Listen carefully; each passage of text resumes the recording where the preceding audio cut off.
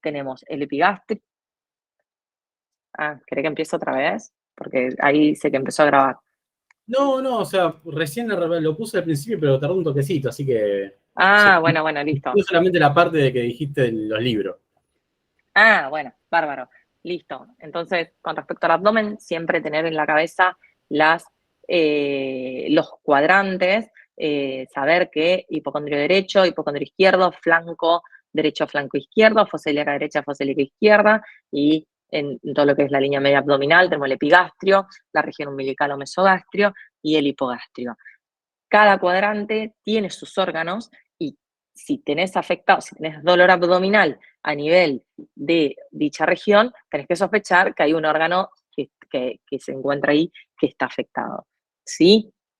¿Qué vamos a ver del abdomen? Todo lo que es dolor abdominal está dado en mi clase de motivos de consulta de dolor abdominal, que está subida en el YouTube del Centro de Estudiantes, porque obviamente nosotros tenemos diferentes tipos de dolores, dolor continuo, dolor tipo cólico, y obviamente donde se localice el dolor y el tipo de dolor que sea, si es dolor referido o no, vas a sospechar algún cuadro clínico, ¿sí? Nosotros igual les voy a mostrar los puntos dolorosos y vamos a hablar un poquito mientras vaya transcurriendo la clase.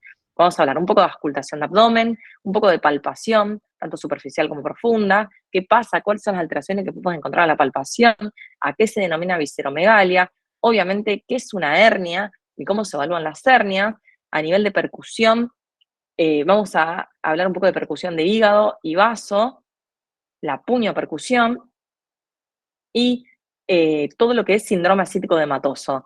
¿Qué vamos a encontrar en el examen físico? ¿Cuáles son las causas? Que eso es lo que más lo pueden, le pueden tomar, se les recontra toma, porque se les toma alcohol, se les toma hepatitis, se les toma síndrome ascítico de Matoso, o sea, es como insuficiencia cardíaca. ¿A qué se denomina signo de descompresión? ¿Cuáles son los puntos dolorosos del abdomen? Los estigmas de hepatopatía crónica y un poquito así de hemorragia digestiva alta y baja que ustedes, yo ya en la clase de motivos de consulta gastrointestinal también lo doy. Cuando nosotros empezamos el examen físico de abdomen, empezamos con la inspección. En la inspección vamos a ver la forma, vamos a ver si el paciente tiene estrías, cicatrices, si tiene circulación colateral, en el caso del síndrome ascítico por etilismo e hipertensión secundaria. Tenemos que ver cómo está el vello pubiano, la distribución, el ombligo, después si se palpan los latidos de la aorta abdominal, más que nada en pacientes adelgazados o en pacientes longilíneos, si se ven a veces los movimientos peristálticos también en los pacientes adelgazados y obviamente si estamos frente a hernias o eventraciones.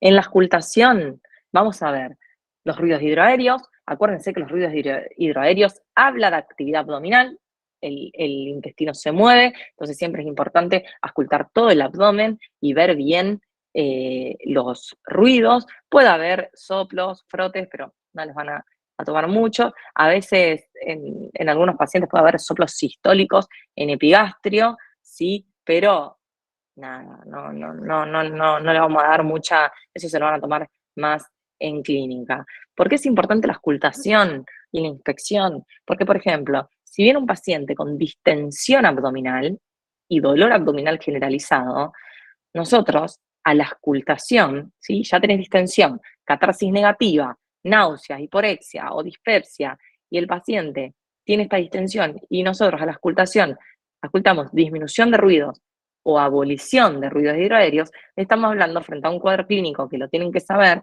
que es frecuente y que no se lo tienen que olvidar, que es el hilio. Se lo van a tomar bien en cirugía. El hilio se lo van a estudiar, se lo van a tener que saber de memoria para la materia cirugía. Pero puede ser que si hay algún cirujano ahí o un semiólogo, les pueda llegar a preguntar qué sospechas frente a un paciente que tiene distensión abdominal, hiporexia, catarsis negativa y lo auscultás y tiene ruidos hidroaéreos negativos. Puede tener ruidos hidroaéreos negativos en parte del abdomen y en otra parte del abdomen puede tener ruidos de lucha, así como que el intestino está luchando contra una obstrucción.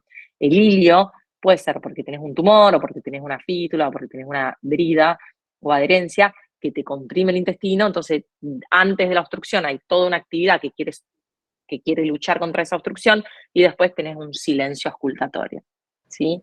Profe, Eso, una sí, consulta. sí. ¿Cómo se puede definir hilio en este caso? El hilio es Sí. la parálisis del intestino, ¿sí? La no función del intestino, la parálisis del músculo liso del intestino, que puede ser de causa funcional, metabólica, a veces yo tenía alteración del calcio, el potasio, entonces el hilio, o sea, el intestino se frena por causas genéticas, a veces algunos síndromes te dan, o por causas obstructivas, se obstruye, ¿sí? Y eso es un hilio obstructivo y deja de funcionar por una cuestión de que está obstruido y no puede seguir funcionando. Tenés un intestino de lucha arriba y abajo no funciona nada, ¿sí? Y pues puede obstruirse por una diverticulitis infectada, por un tumor, por una grida, una adherencia. Están operados los pacientes que tienen todo un pegote ahí, ¿sí? Perfecto. Eso es un hilio. Bárbaro. ¿Y qué vamos a ver acá? A la palpación. Ya dijimos, en la inspección vamos a ver la forma, vamos a ver las cicatrices, vamos a ver si tiene hernia, los movimientos peristálticos. Después vamos a auscultar. Acuérdense que esto, a diferencia de los otros sistemas, primero auscultamos y después palpamos, a diferencia de que siempre palpamos y después auscultamos, por ejemplo en el pulmón.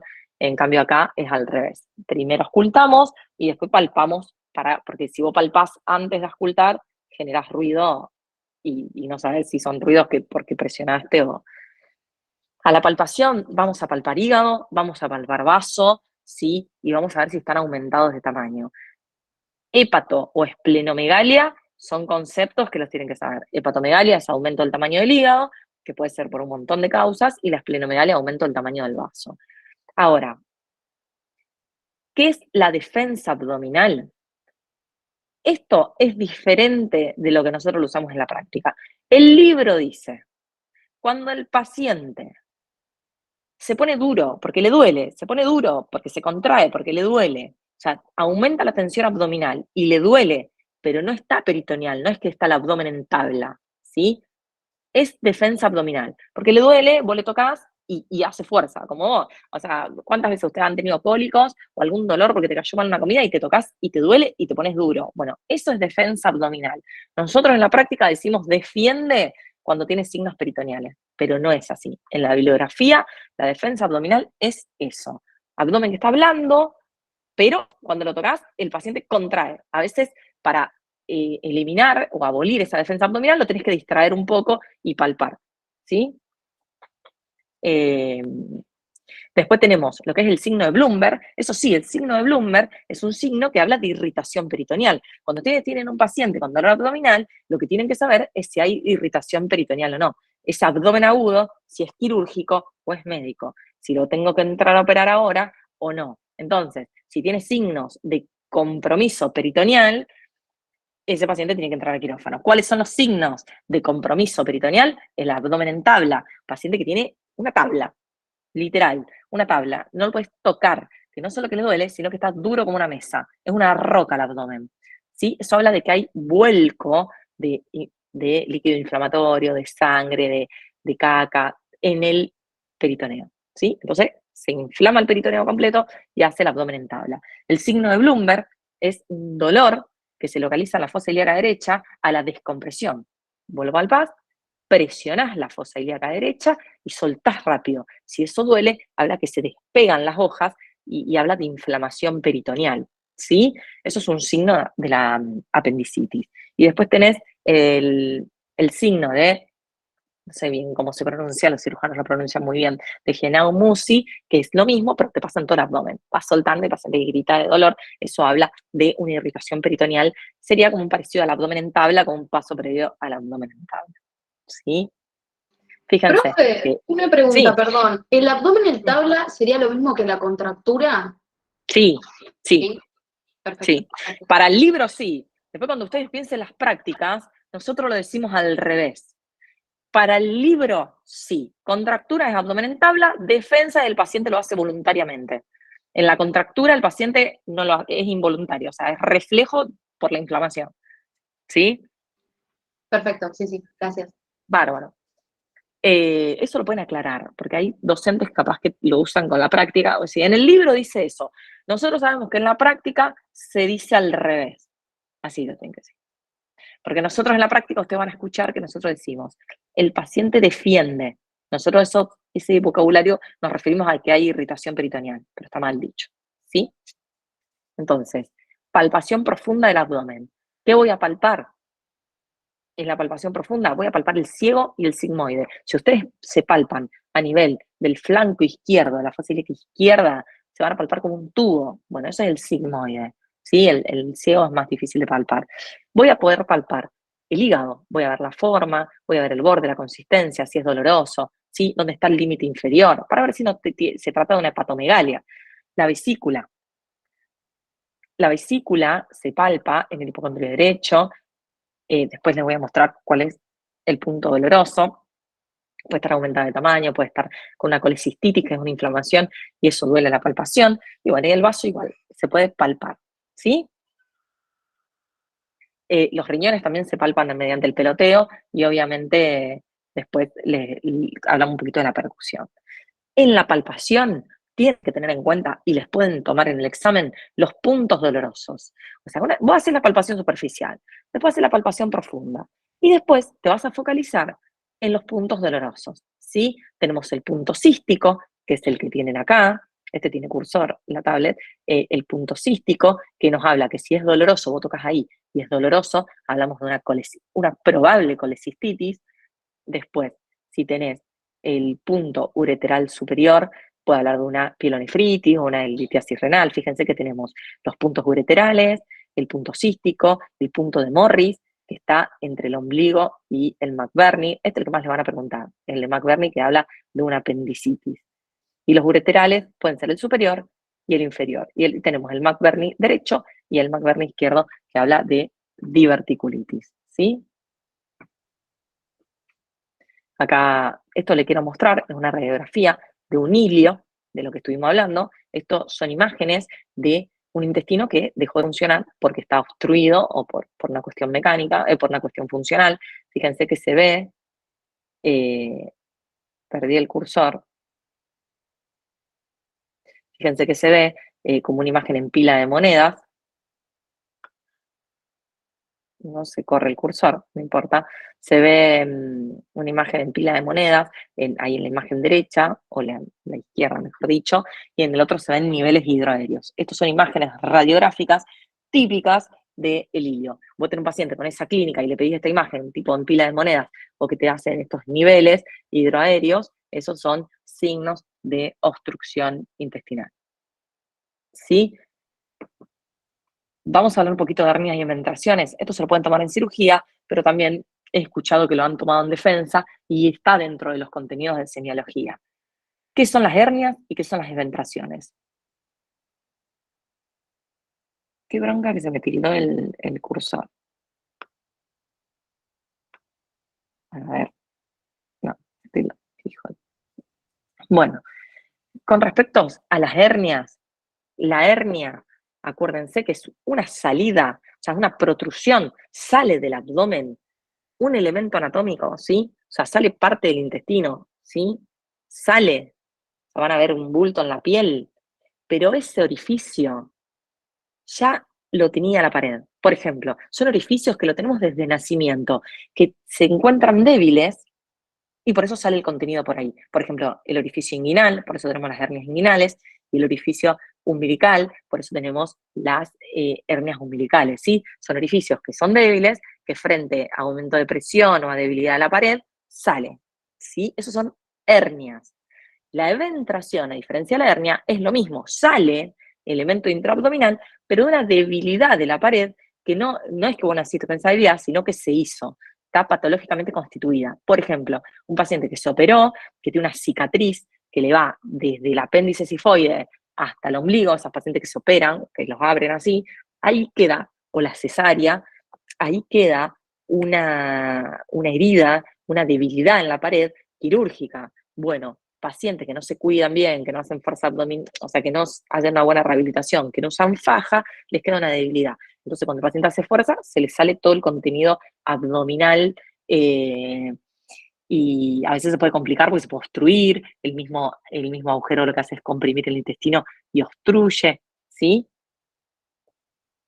Y con respecto a las hernias, lo que tienen que saber es el concepto. Esto, sale contenido abdominal por un orificio previamente establecido, que ya está establecido, y lo que ustedes tienen que saber al examen físico es si esa hernia es reductible, o sea, ustedes la meten para adentro y vuelve a la cavidad y no pasa nada. Si es coercible, o sea, si se reduce y vos le decís que haga fuerza y no vuelve para afuera, eso es reductible, coercible, o vos la reducís y el paciente vuelve a hacer fuerza y ¡tac! Sale otra vez. Eso es incoercible, ¿sí? Fíjense que tenemos la hernia epigástrica, la hernia umbilical, la hernia inguinal y la hernia crural o femoral. A ver si puedo el cursor.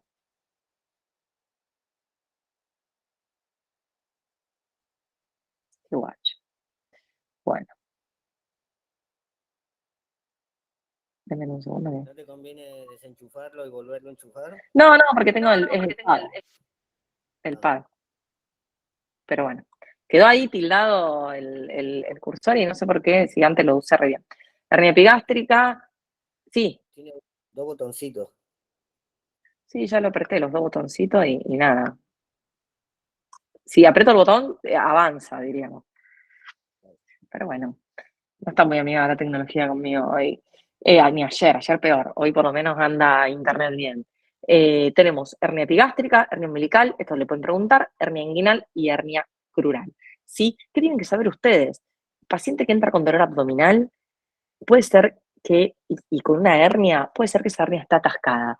¿A qué se denomina hernia atascada? Cuando el paciente tiene dolor abdominal, sale el contenido de la hernia y no es coercible. O sea, no la puedes reducir, es incoercible. Y eso puede dar cuadro de obstrucción intestinal, te puede dar ilio o te puede dar también necrosis.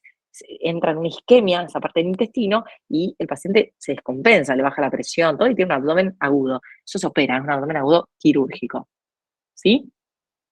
¿Se entendió hernia y eventración? Eso les pueden llegar a preguntar.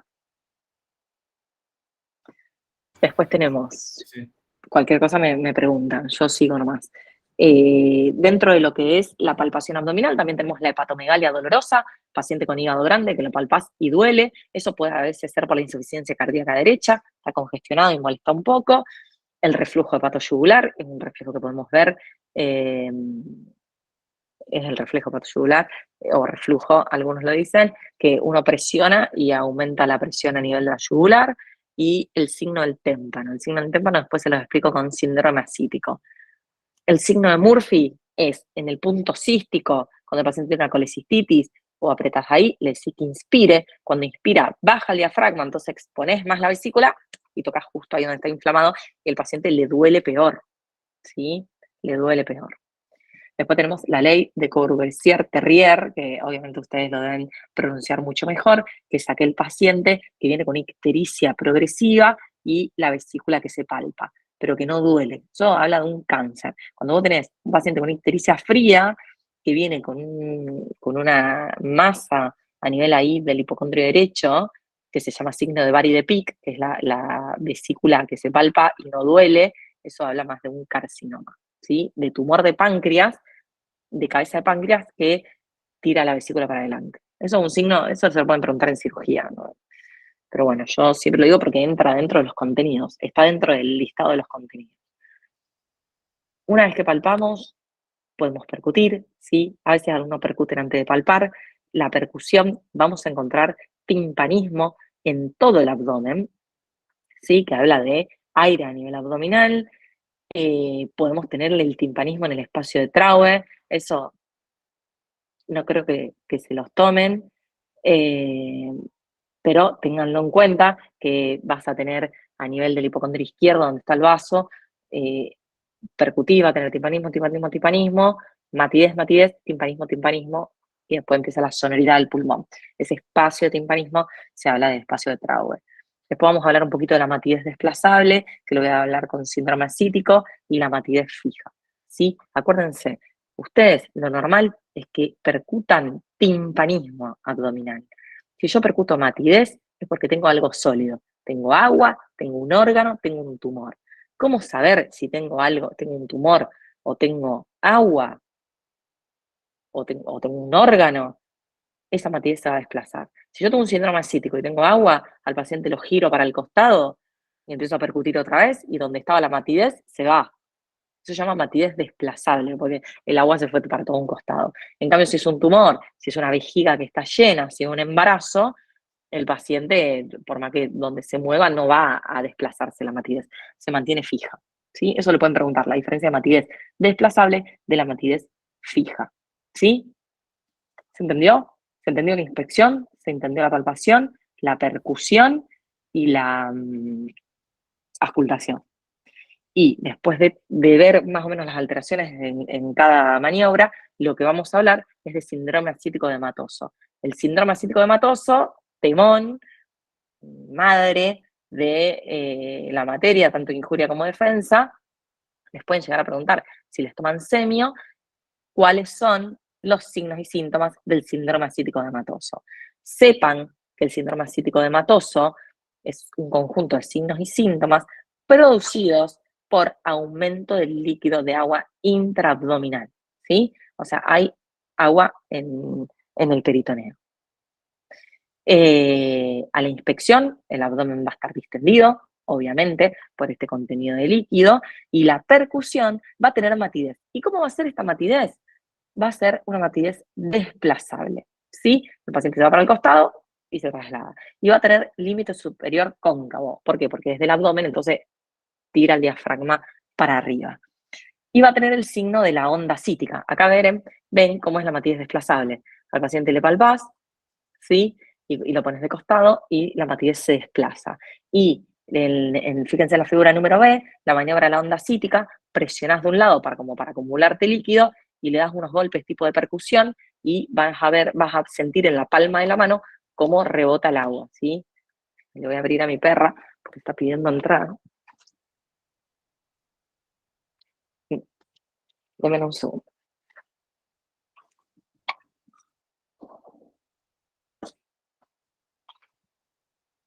Bien. Entonces, ustedes tienen que decir que el síndrome ascítico de Matoso es un síndrome, ¿sí?, clínico que se caracteriza por líquido a nivel de la cavidad abdominal, que te da distensión abdominal, matidez y todo eso, y que la mayoría de las veces está causado por una hepatopatía crónica, ¿sí? Más que nada por la cirrosis. La cirrosis, cuando el hígado no funciona, ¿sí?, cuando ya estamos en estado de cirrosis, vamos a tener la hipertensión portal. ¿Sí? Esto ya lo vieron en injuria, nada más que acá en defensa vemos el síndrome. ¿Sí? La cirrosis da hipertensión portal, y esta hipertensión portal hace que uno tenga síndrome ascítico de Matoso, ¿sí? Puede que el paciente tenga o no encefalopatía hepática por traslocación bacteriana o por la falla en la metabolización de los tóxicos o signos de insuficiencia hepática, ¿sí? Pero lo más importante en el síndrome ascítico de Matoso es la hipertensión secundaria y la traslación de líquido a nivel abdominal, sumado a la insuficiencia hepática que te da hipoaluminemia, porque la citis es multifactorial, ¿sí? Es por hipertensión secundaria, por hipertensión portal, y es por hipoaluminemia, porque al tener una insuficiencia hepática tengo hipoaluminemia y no tengo mucha presión oncótica intravascular que me ayude a contener el líquido, entonces se me va al abdomen, ¿sí? Eso trae también circulación colateral y ahora vamos a ver un poquito los signos. ¿Cuáles son las causas de la cirrosis? Más que nada de esta hepatopatía crónica, las hepatopatías crónicas, ¿cuáles son? De primera y de cajón, el alcohol, algunos fármacos, las infecciones, como los virus de hepatitis B y C, que son los que causan más que nada cirrosis. Dentro de los virus, dentro de las patologías con colestasis crónica, tenemos la cirrosis biliar primaria y secundaria. Todos estos pacientes se pueden venir con síndrome ascítico de Matoso. Y después los otros trastornos metabólicos, que sépanlos, la enfermedad de Wilson, la hemocromatosis, esto lo estudiaron también en injuria. Dentro de los trastornos autoinmunes, la cirrosis biliar primaria y la hepatitis autoinmune, ¿sí? Y también las trombosis a nivel vascular, abdominal, ¿sí?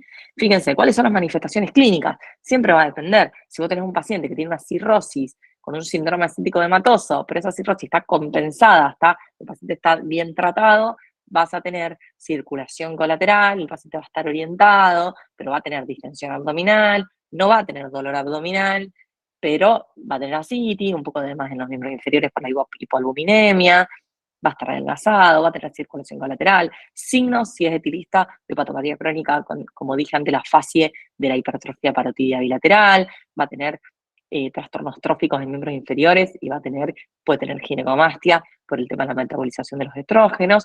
Y si el paciente tiene una cirrosis descompensada, o sea que el paciente se complicó con algo, una hemorragia digestiva, una infección, o está constipado, eso nos puede dar una cirrosis descompensada que el paciente ingresa con una encefalopatía hepática. Ya ingresa en coma, excitado, con depresión del sensorio, ya es diferente.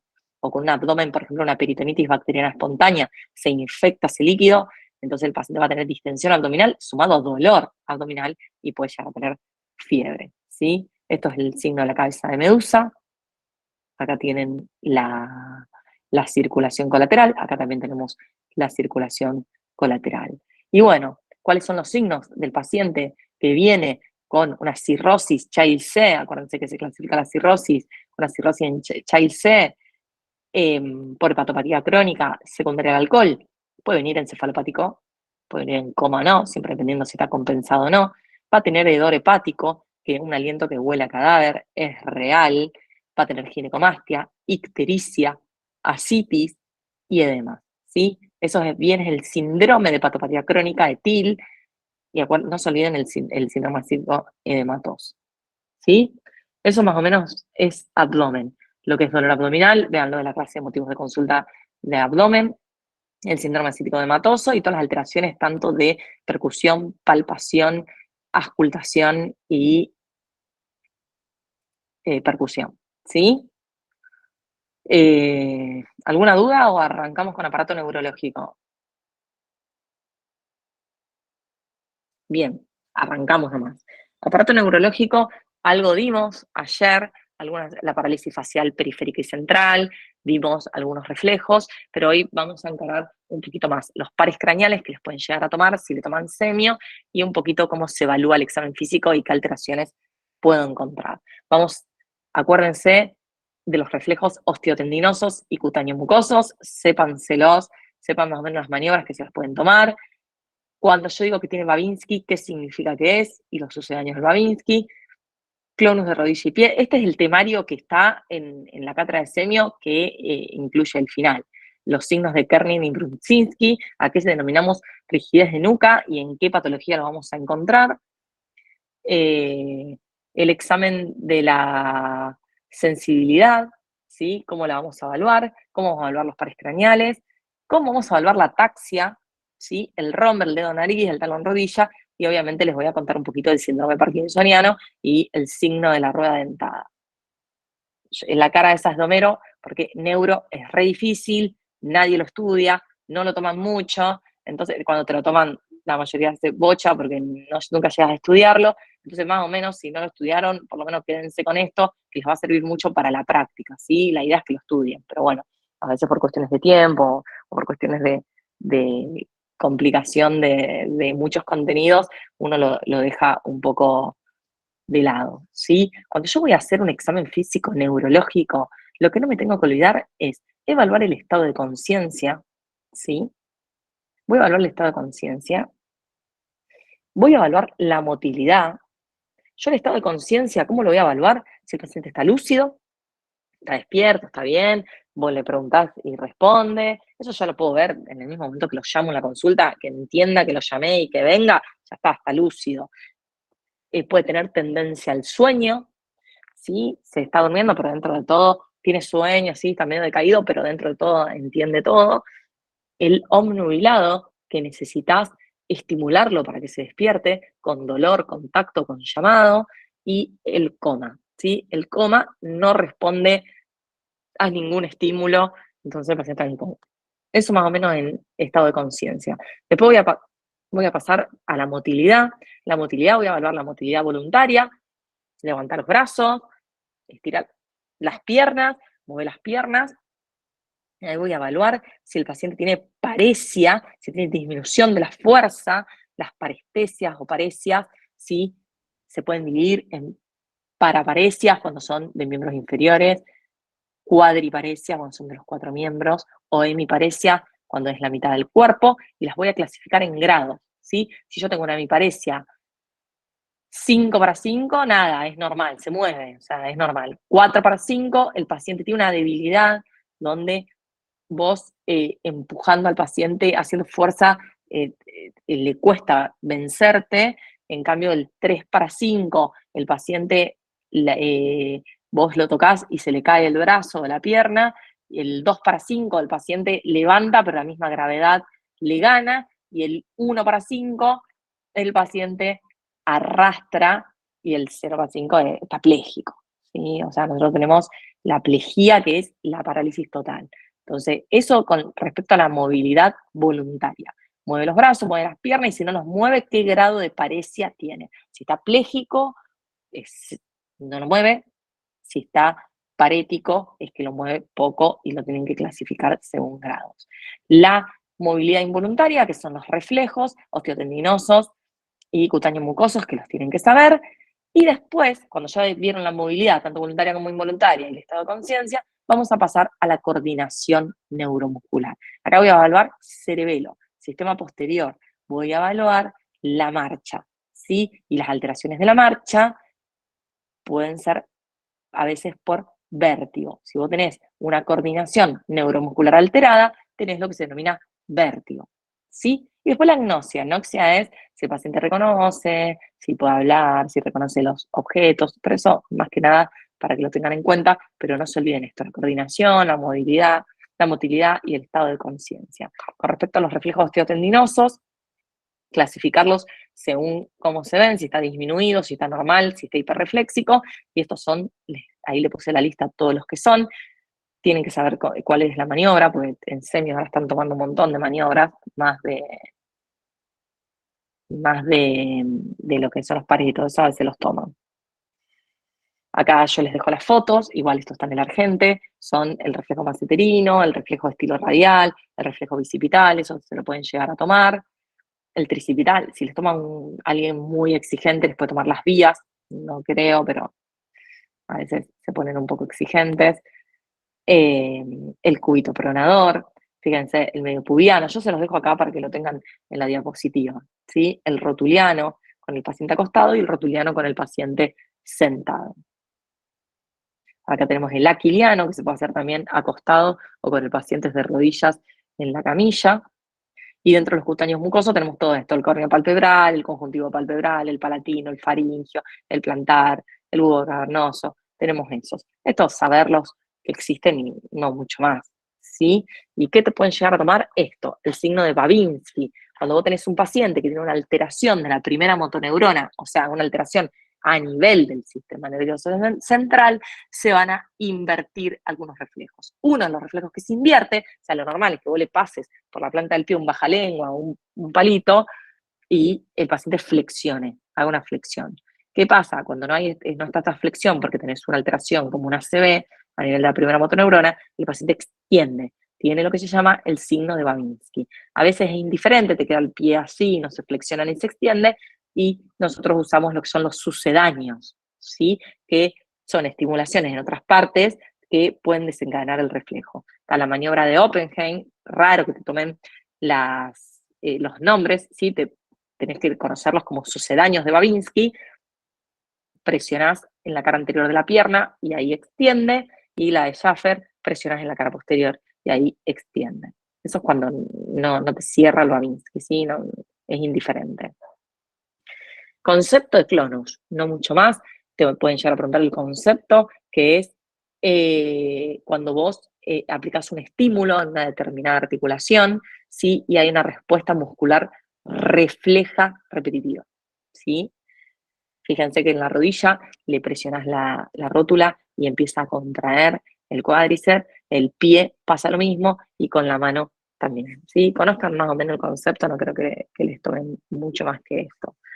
Cuando evalúo sensibilidad, voy a evaluar la sensibilidad general, a nivel de la sensibilidad general, voy a evaluar la superficial y la profunda. La superficial, chicos, lo que voy a ver es dolor térmico y táctil, ¿sí? Esto se hace comparativamente en los dos hemicuerpos y sentís que te toco, sentís caliente, sentís frío, ¿sí? Sentís dolor, sentís que te pincho, eso es evaluar la sensibilidad.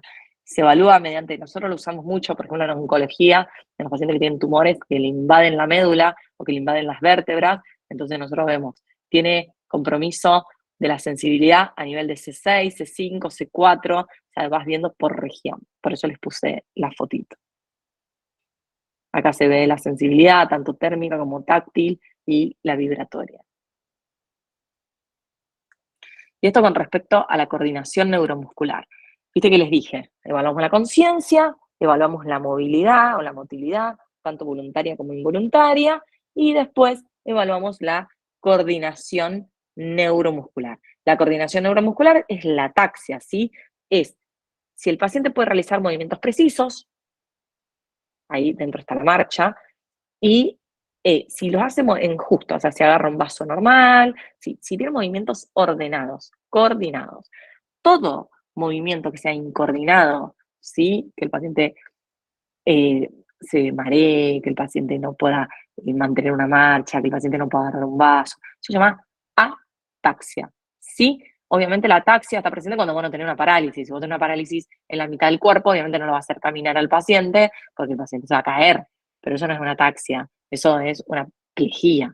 Entonces, ¿qué te dicen? La ataxia, ¿qué es? La alteración del movimiento o de la coordinación neuromuscular sin alteración de la fuerza. ¿Sí? El paciente tiene fuerza conservada, pero en el momento que tiene que coordinar un movimiento no lo coordina. ¿Cómo lo voy a evaluar? Evalúo dos tipos de ataxia. La ataxia estática, que es cuando el paciente está quieto, y la dinámica, que es cuando el paciente tiene que coordinar. Acá se involucran dos sistemas, el vestibular, el octavo par, ¿sí? Que tiene que decirle al cuerpo que estamos parados, y el cerebelo con los receptores de la planta de los pies, diciendo, che, estamos parados, junto con el octavo par.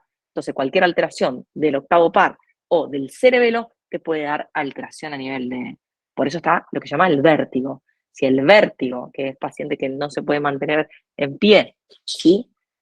Una inestabilidad que presenta el paciente, este vértigo es periférico cuando la alteración es a nivel del octavo par y es central cuando la alteración está a nivel del cerebelo.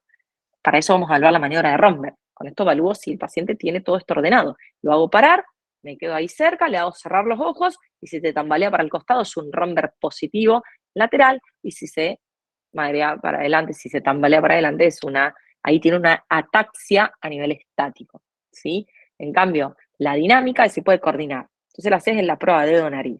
Tócate la nariz y tócame el dedo. Tócate la nariz y tócame el dedo. Y le vas cambiando el dedo de lugar. El paciente, si no puede coordinar, empieza a hacer cualquier cosa. Ese paciente tiene un vértigo central, tiene una alteración a nivel del cerebelo, ¿sí?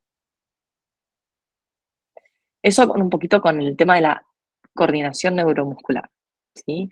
Y después tenemos estos signos que les pueden llegar a preguntar cuando vos tenés un paciente con una meningitis, con una infección a nivel de las meninges, que es la meningitis, lo que se puede evaluar es el signo de Kernigan-Rusinski, que es la rigidez de nuca, ¿sí? Es un aumento de la contractura a nivel de la nuca que se da por infección, se da por meningitis, que al paciente lo levantás a veces de la camilla y está duro, o sea, es toda una contractura y está acompañado de un síndrome febril, de a veces una alteración neurológica, de cefalea, ¿sí? Porque a veces a mí los chicos en la práctica final me dicen, tiene rigidez de nuca y nada, tiene una contractura muscular porque estoy haciendo fuerza, eso no es rigidez de nuca, ¿sí? La rigidez de nuca, vos elevás la cabeza y se te levanta el tórax junto, todo junto se levanta, no puedes levantar solo la cabeza. Entonces igual al paciente le decís que con el mentón toque el tórax. Si no lo puedo hacer, es porque tiene rigidez de nuca. El signo de Kernig, vos elevás la pierna, ¿sí? A una la flexionás y tiene las dos piernas extendidas, elevás una pierna y se eleva la otra, ¿sí? Y después el de Brusinski, elevás la cabeza y flexiona las dos piernas. Se lo dejo acá en figurita, por eso se los pueden recontra tomar. Y esto un poquito de pares craneales que les voy a contar un poquito. Sí, En relación a Brusinski y Kerning, la posición de gatillo es lo mismo que la pseudo opitostón o algo así. sí, la posición de gatillo a veces te habla de una rigidez de nuca importante y de una meningitis. El paciente está acostado así en gatillo y vos le vas a hacerle el signo de Kernig y Brusinski y van a ser positivos. Ah, bien, gracias. Profe, en el Sí, caso de un paciente con sospecha de meningitis, sí, primero tendremos que hacer el examen neurológico y se sí, confirmaría obvio. la sospecha con los signos específicos de la meningitis, ¿verdad? No, o sea, la confirmación, a vos la semiología te va a dar todo eso. Sí, el signo de Kernig-Brusinski son signos específicos, pero no te confirman la meningitis. La meningitis te va a confirmar la punción lumbar, el análisis. Claro, claro, o sea, yo quise decir para fortalecer la sospecha, digamos. Ah, obvio, sí, tal cual. Y eso te lo recontra asegura. Sí, sí. Con respecto a los pares craneales, fácil, olfatorio, le hago oler algo, y las alteraciones son anosmia, no huele nada, hiposmia, huele menos, parosmia, huele otro olor, cacosmia, huele todo olor a podrido, hiperosmia es que huele demasiado, ¿sí? Huele más que lo habitual. Con respecto a la evaluación del nervio óptico, el nervio óptico se evalúa de muchas maneras, a través del examen de la agudeza visual, de la visión de los colores, del campo visual y del fondo de ojo. No se olviden, porque esto es una pregunta de examen, que cómo se evalúa el óptico, con la agudeza visual, con la visión de los colores, con el campo y el fondo de ojo, ¿sí? Fíjense que el fondo de ojo se hace con un oftalmoscopio, que tenés que tener una habitación oscura, utilizar la mano derecha, ¿sí? Para agarrar el ojo derecho y usar el oftalmoscopio con el otro. Y si querés evaluar el ojo izquierdo, agarras la mano izquierda con el ojo izquierdo y con el derecho manejás, ¿sí? El fondo de ojo se hace enfrente del paciente. Esto les pueden llegar a tomar, es una maniobra que está metida en el listado de temas a tomar, y donde voy a poder ver trastornos vasculares que se dan en la diabetes, por ejemplo, en la hipertensión arterial. A veces los trastornos microvasculares son los primeros en aparecer, entonces vos con un fondo de ojo ya te das cuenta que el paciente ya tiene alteraciones microvasculares. Puedes ver entrecruzamientos, puedes ver depósitos algodonosos, todo eso son alteraciones microvasculares de diabetes, hipertensión arterial. ¿Mm? Fíjense que también lo que puedo ver es el edema de papila. Si tengo un paciente con cefalea y quiero saber si tiene hipertensión endocraniana o un paciente con meningitis, lo que está bueno es hacer un fondo de ojo. Si se ve un edema de papila, habla de que hay una hipertensión endocraniana. Los clínicos en el EVAPRON lo hacen, a veces lo hacemos más, a veces menos, pero lo hemos hecho. Es difícil. Después cuando agarras la mano ya no es tan difícil. Obviamente, mover los ojos para el costado, para arriba, para abajo. Con eso evalúo la motilidad ocular a través del motor ocular común, patético y el ocular externo, ¿sí? También lo que puedo evaluar son los reflejos, ¿sí? Esa es la motilidad intrínseca, donde le voy a ver las pupilas, la forma, el contorno, el reflejo fotomotor, el consensual, la acomodación. Yo sé que esto a ustedes capaz que los aburre un poco, pero esto se toma y esto no lo estudian casi nunca, ¿sí? Por eso se los dejo así también como apunte. Después un signo importante que habla mucho del vértigo y de esta alteración que hablábamos antes de la coordinación neuromuscular es el nistagmo. El nistagmo es un movimiento oscilatorio que hacen los ojos, van y vienen, van y vienen. Puede ser horizontal, que va siempre horizontal y rápido, que eso es fisiológico, o vertical, ¿sí? Que lo normal es que vos gires, si vos te pones una silla y te girás, puede ser que tengas un poquito de nistagmus y se agota solo y después se va, y después si no se agota es patológico, y si es vertical es patológico. Habla de, si es horizontal y no agota, habla de un vértigo periférico, y si es vertical, habla de un vértigo central. Si tiene un vértigo central, va a estar acompañado de alteración del prueba de dedo nariz, o sea, de la ataxia dinámica, ¿sí? Acuérdense que cuando tenés nistagmus, tenés alteración en el sistema nervioso central o periférico. Obviamente el tipo de nistagmus y la clínica que tenga lo vas a diferenciar en periférico o central. Acá tenía un video, pero no me lo reprodujo nunca el video de un nistagmus. Pongan en YouTube nistagmus y salen 800 videos. El nervio facial, una pavada. El nervio facial, abrir los ojos, cerrar, hace cara enojado, inflar los cachetes, mostrarme los dientes. Y acuérdense que las alteraciones del nervio facial son las que te dan la parálisis facial que hablamos ayer. Que la parálisis facial la tenés que dividir en periférica y central, depende de la alteración donde se encuentre. ¿Sí? Si es una ACV o es una parálisis de Bell. ¿Cómo evalúa el nervio trigémino? Acuérdense que tiene 3 fibras. Tiene funciones sensitivas, motoras y neurovegetativas. Con las fibras sensitivas voy a evaluar si el paciente siente, ¿sí? La sensibilidad, palpando tanto la rama oftálmica como maxilar como mandibular. La motilidad es la fuerza de la mandíbula.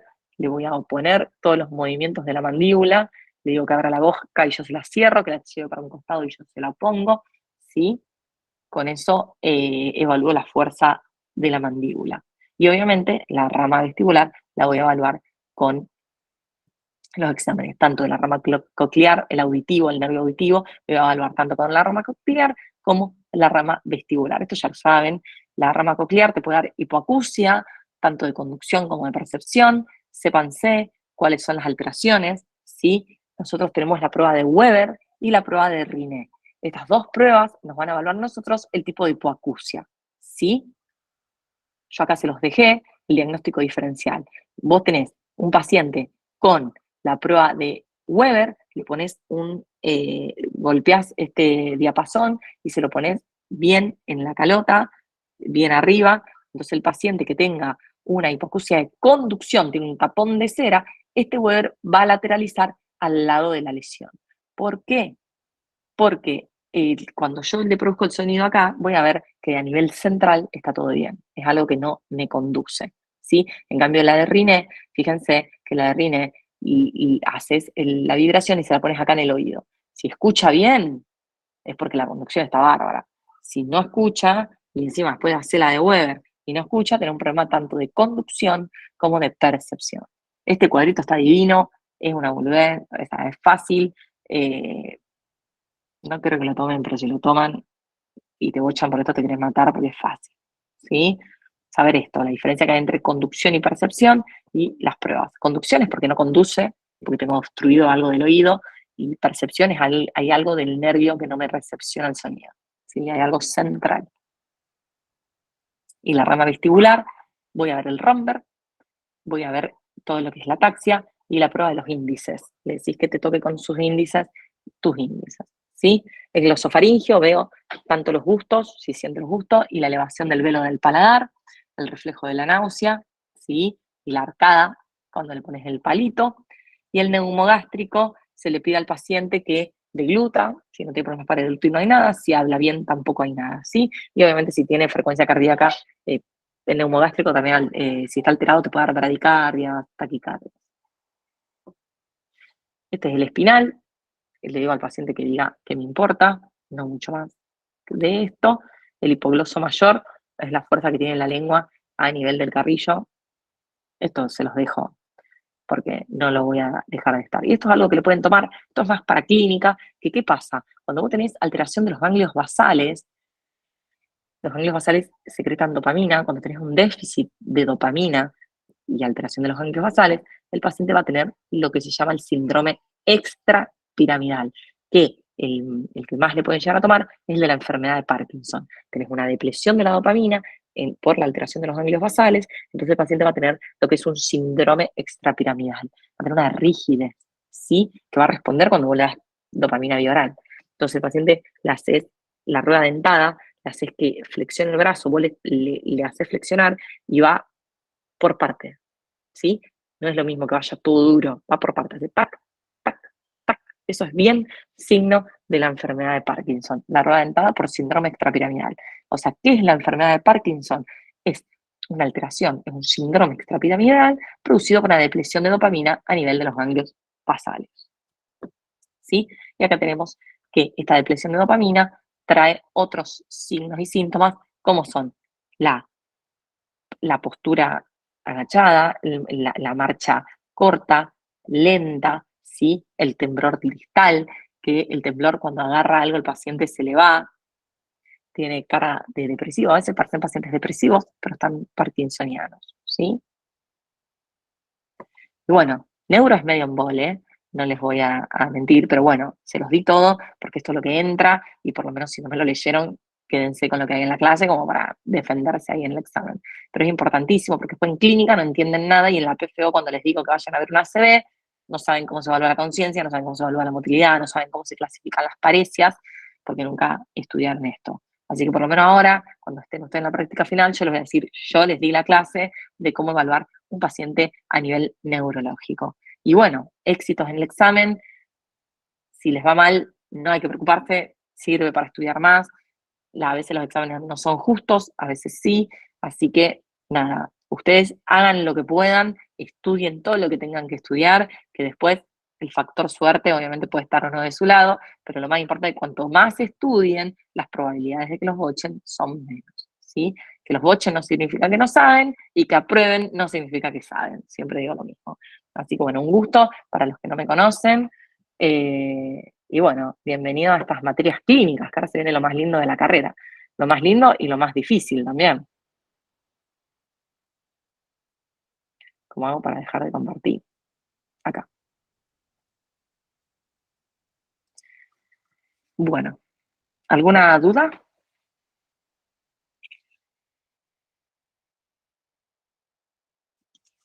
Bueno, estamos en Profe, contacto. Sí. yo te iba a pedir para volver una diapo, pero ya cerraste, así que... ¿Cuál? La de reflejo cutáneo mucoso, Sí, la cerré. si no fue A ver, molestia. déjame ver si puedo abrirla. Porque como internet tampoco me anda guau, porque no estoy cerca de mi casa, estoy en la planta alta de la vecina. No, te la debo. Vamos a ver. Bueno, Porque, ¿qué necesitas? Decime. quería ver cuáles son para anotar acá, pero... después Pero escúchame, se graba la clase, así que después le pones ahí un print de pantalla en la clase. Igual está sacado del Argente, ¿eh? Está la lista ahí en el Argente. Perfecto, gracias. Nada. Profe, yo tengo una duda. Sí, Con el término de vértigo y está el término de mareo también. bien, Sé que perfecto. lo suelen tomar, no sé, la diferencia o Sí, es cómo diferente. Escúchame, el mareo, según la semiología, es el paciente está decaído, se siente arriba de una nube, no se le da vuelta a todo. Que nosotros digamos, estoy mareado porque se te da vuelta, todo está mal. El mareo, según semiología, es el paciente se siente arriba de una nube, ¿sí? Se siente como que está flotando, pero no se mueve el ambiente. ¿Me explico? No es que se siente inestable, se siente como pesado, arriba de una nube, o medio nublado. Ahora, el vértigo es sensación de que yo me muevo sin querer moverme o el espacio se mueve ante mí. Eso es el vértigo. El mareo nada, el mareo puede ser por baja presión, porque tiene calor, porque está un poco deshidratado. El vértigo sí, con el examen físico tenés que ver si es periférico central. Te va a dar nistagmus, te va a dar alteraciones de la ataxia y obviamente tenés que ver cuáles son los signos de vértigo periférico y central. ¿Se entendió la diferencia? Sí, gracias, profe. Son diferentes.